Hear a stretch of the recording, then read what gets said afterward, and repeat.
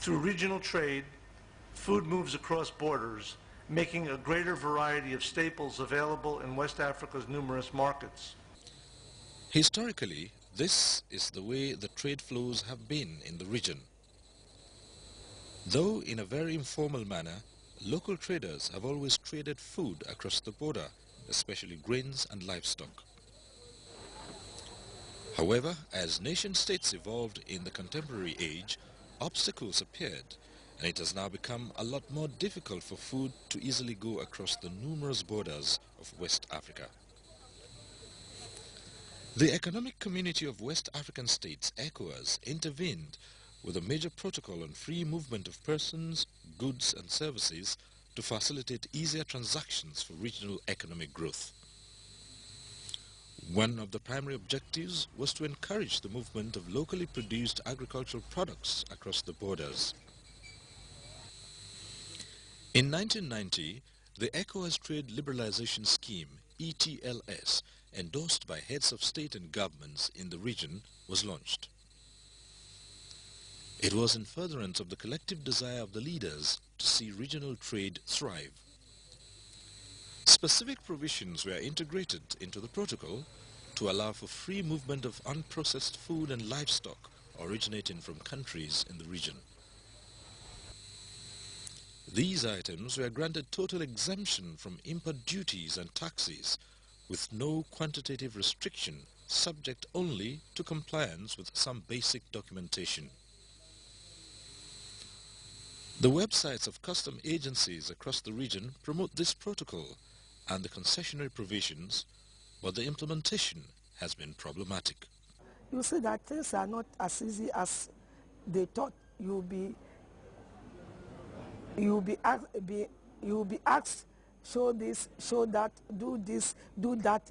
In fact, which is very, very disturbing and very, very inconvenient.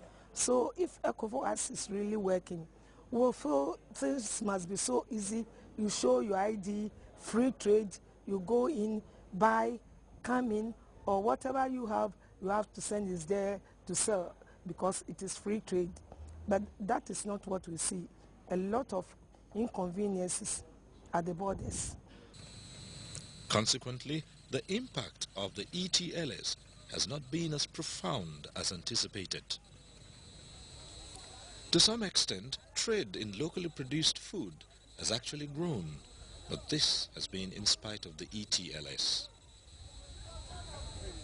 Simple market forces of demand and supply continue to push producers and entrepreneurs to venture across the front lines with raw food items, but it is not an experience they cherish. This is a market in Accra, Ghana's capital, where women literally scale all hurdles in search of tomatoes brought from across the border in Burkina Faso. These trucks come daily, and everywhere in the market, it is evident that the tomato from Burkina Faso is contributing substantially to meeting the local demand for tomatoes in Accra.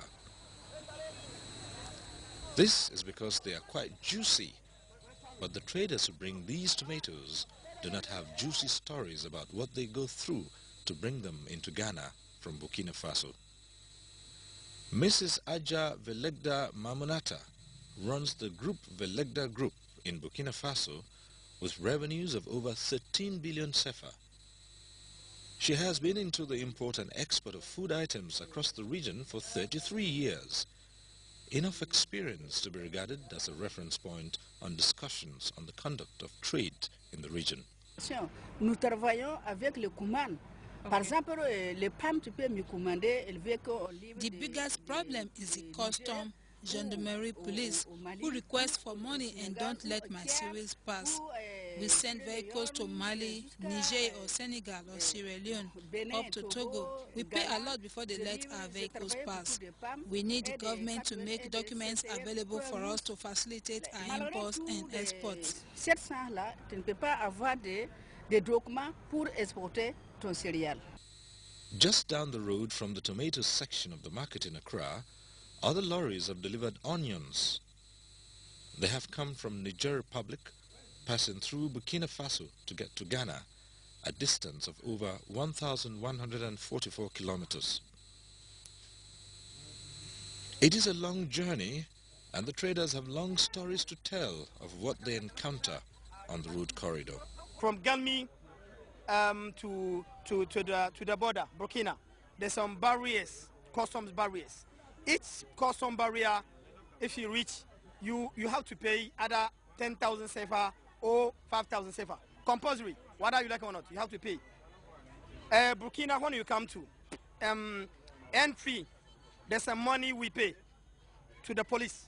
That's the barrier, Burkina Faso. It's 6,000 each load of car, 6,000.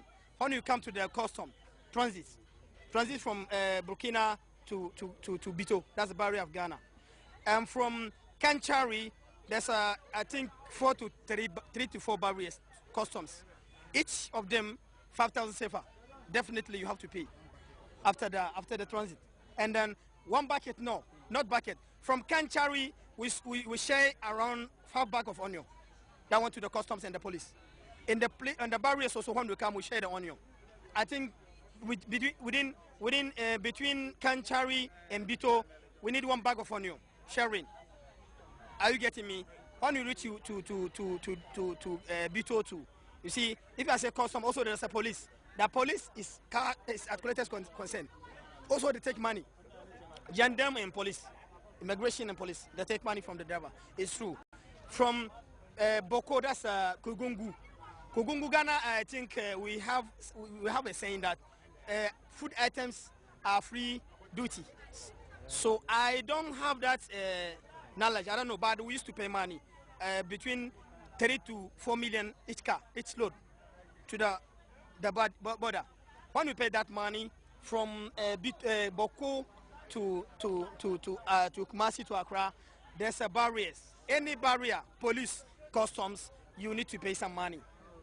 Every one of them. So if you refuse to pay, what happens? I think you will pay, because they will definitely use wasting your time. It's a journey. We make it in the night sometimes, you know, from Boko to so you don't need to waste your time, because you can't beg them. You have to pay money to go. There are yet more voices, as the story of frustrations is much the same on all the major road corridors in the region, though the scale and some elements may differ. I had a very bitter experience. We bought this guinea fowl in Niger.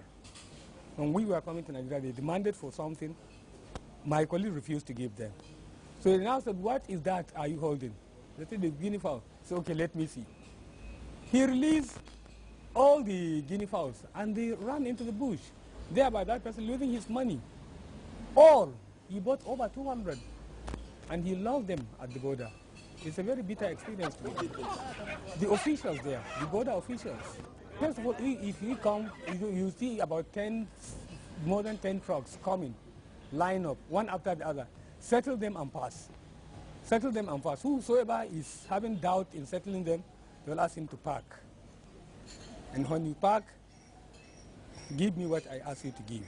No paper to say, no, I'm clearing you, you are not taking drugs, you are not taking this and that. All that was important is give them. Ko ina ne yanzu ka dauka daga Najeriya an ka shiga Najeriya mu da bakin iyaka daga Katsina. It is everywhere.